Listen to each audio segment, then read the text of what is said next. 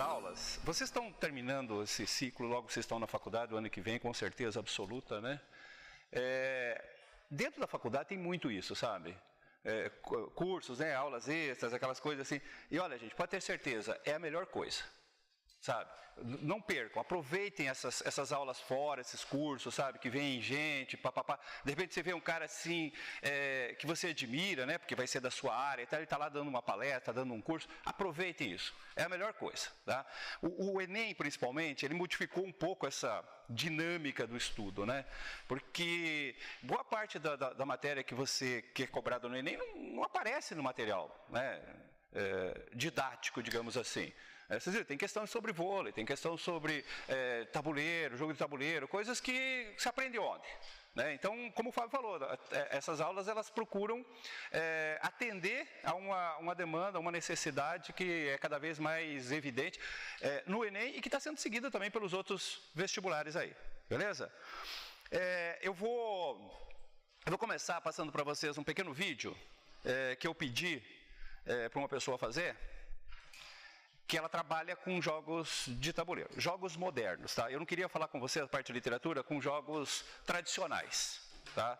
A gente vai falar sobre jogos de narrativa de tabuleiro, que são jogos modernos. Então, para dar essa introdução, eu vou passar um pequeno vídeo, depois eu faço a ligação aí com a literatura. Tá? Estou aqui para mostrar para vocês um outro tipo de jogo de tabuleiro, um tipo de tabuleiro mais moderno, que está vindo aí junto com uma chamada renascença dos jogos de tabuleiro, que acontece de uns 5 anos para cá e está trazendo muitas novidades para esse cenário, para esse mundo dos jogos de tabuleiro. Nós temos cada vez mais jogos de tabuleiro que se relacionam às coisas que as pessoas gostam, às coisas que as pessoas se interessam.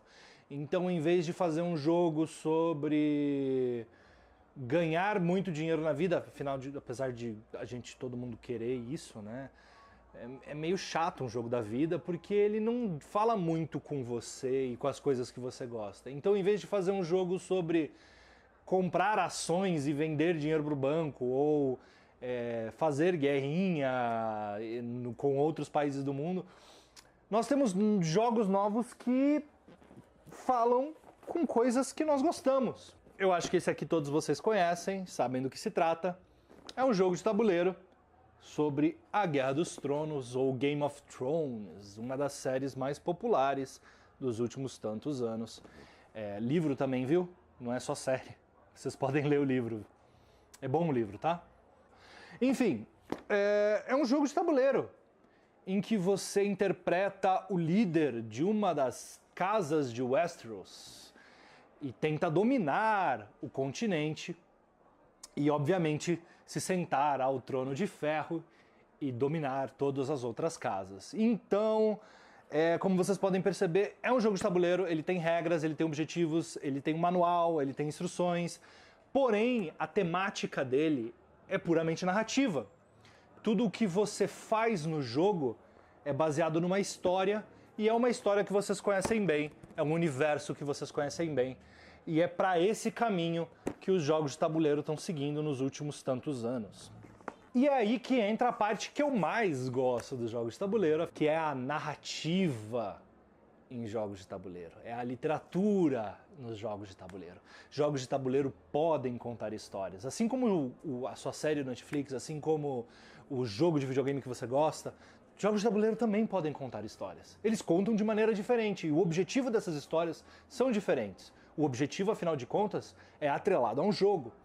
Você está fazendo uma história que é pensada e estruturada para que as pessoas joguem aquilo. Porém, não deixa de ser uma história, não deixa de ser uma narrativa, não deixa de ter uma linha de acontecimentos. Quando você rola um dado e acontece alguma coisa, isso faz parte da narrativa do jogo.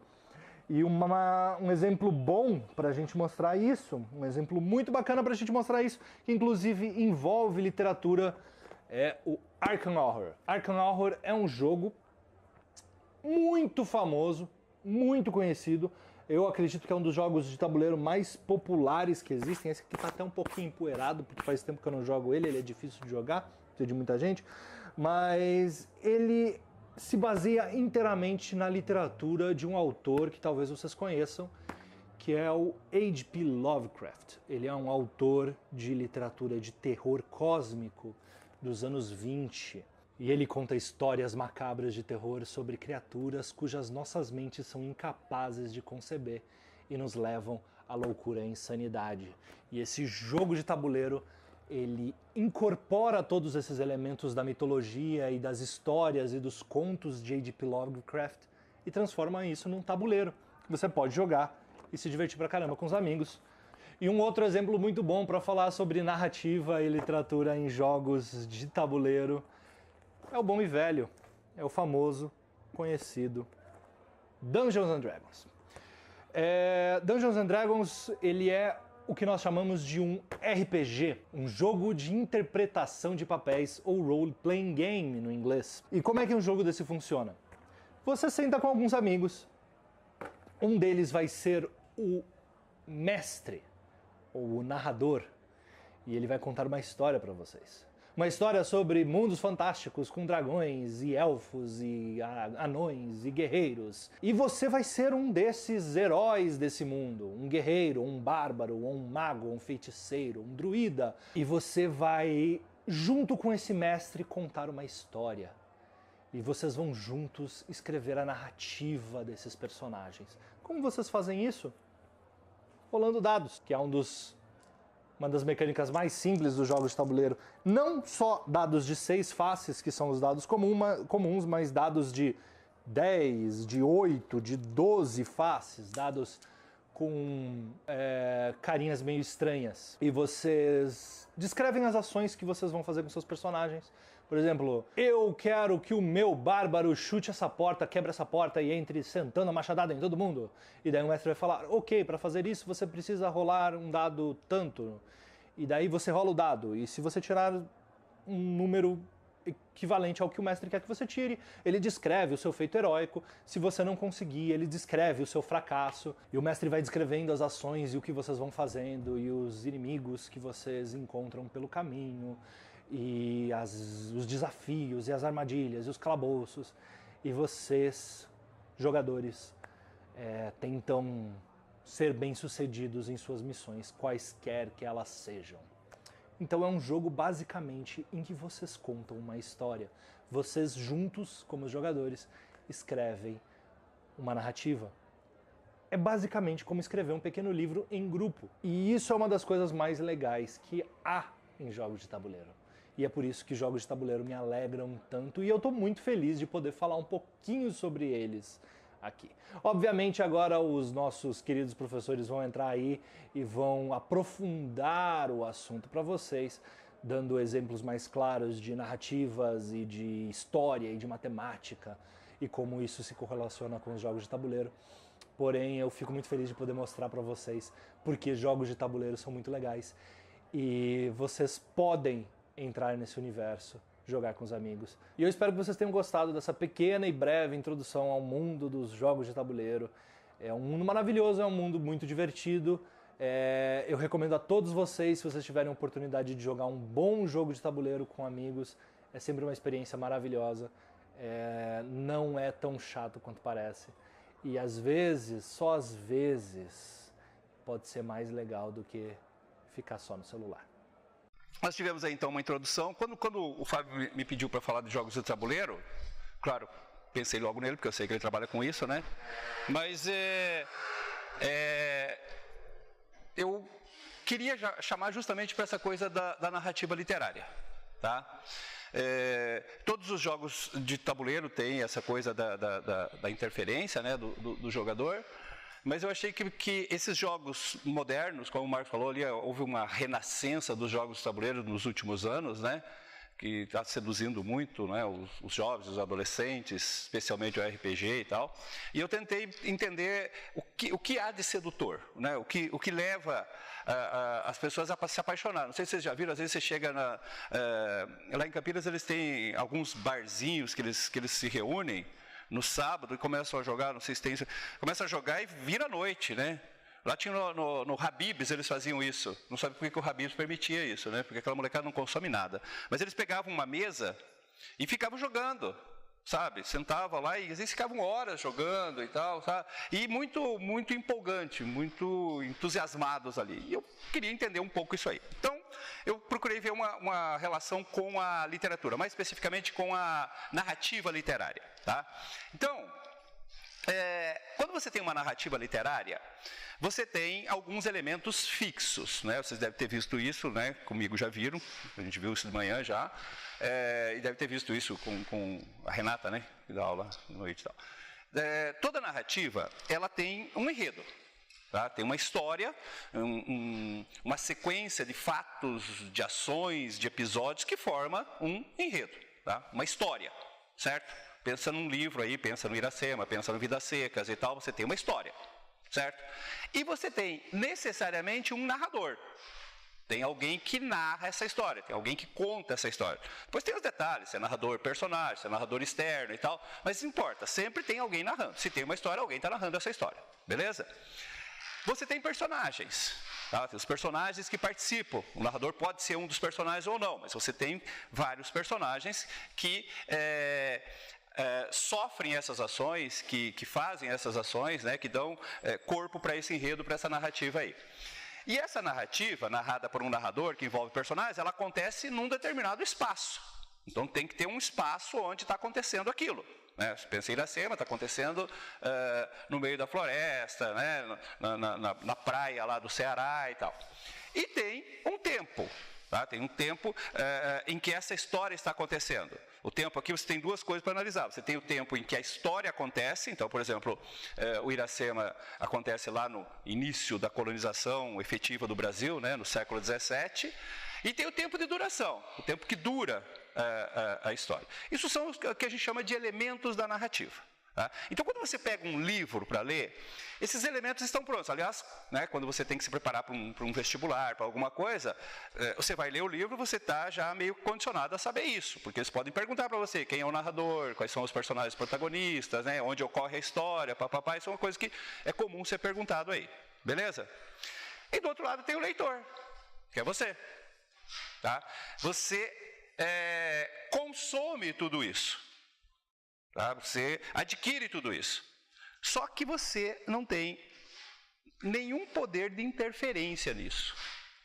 Se você gosta ou não do desfecho, se você gosta ou não da atitude dos personagens, se você concorda, se você não concorda, você não tem como interferir. A história está pronta. A história foi feita, Iracema foi feita pelo Alencar, né? O Vidas Secas foi feito pelo Graciliano Ramos. Está pronta, está acabada. Certo? E ainda tem algumas histórias, né? Não sei se vocês leram A Relíquia, que entrou agora na lista da FUVEST. A Relíquia é pior ainda, porque quando chega na metade da história, você adivinha o final, né? Quando aparece aqueles dois embrulhos parecidos, aí igual, você já sei, vai trocar o embrulho, né? E vai se ferrar com a tia e tal. E é exatamente isso que acontece. Esse é um problema das narrativas naturalistas. Elas são muito pragmáticas, né? Muito mecânicas. E aí, né? Perde a graça, sabe? Mesmo que você tenha aquela expectativa até o final e tal, você não pode interferir, certo? Aí está a grande diferença para os jogos de tabuleiro, certo? Esses modernos, né? Que o Marcos apresentou ali. Quando você tem um jogo narrativo, é a mesma coisa, você tem um enredo. Tá? Você tem alguém que está narrando essa história, você tem personagens, isso acontece num determinado espaço.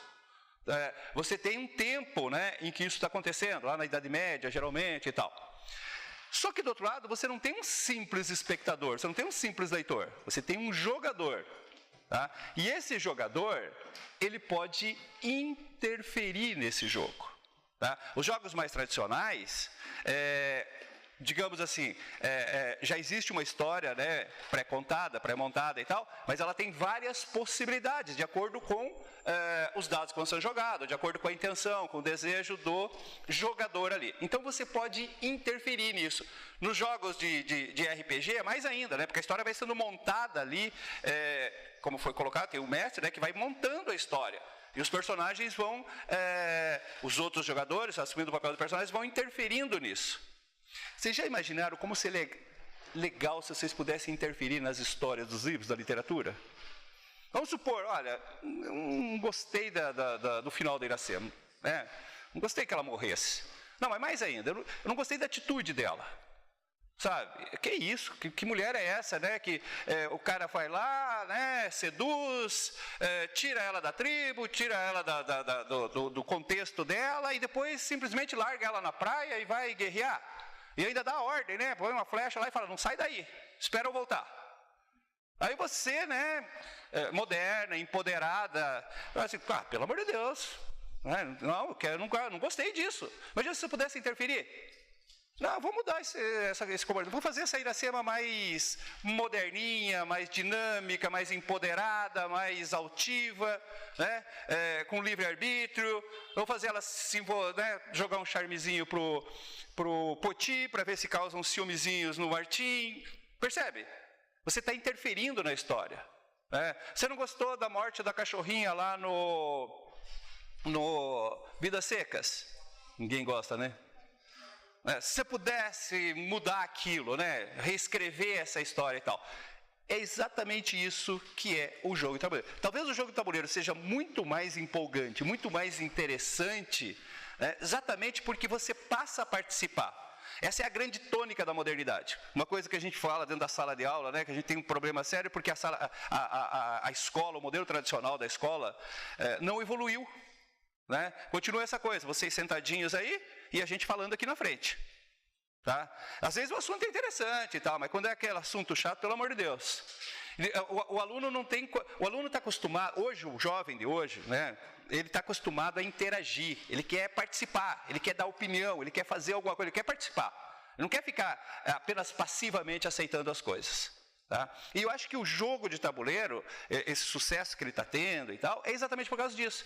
Porque ele junta o poder sedutor da literatura, né, que é uma coisa que o ser humano, né, adora, aquela coisa de inventar, de criar história, de exercer a sua livre imaginação, podendo interferir nisso, tá? Podendo participar do processo criativo, coisa que a literatura tradicional não permite aí. Tá? Então, nesse sentido, realmente os jogos de tabuleiro estão bem à frente, né, no processo narrativo. Existe uma semelhança muito grande, né, numa história narrativa, literária, com um jogo de tabuleiro. Mas o jogo de tabuleiro acaba levando a vantagem porque ele permite a interação do jogador em relação a isso.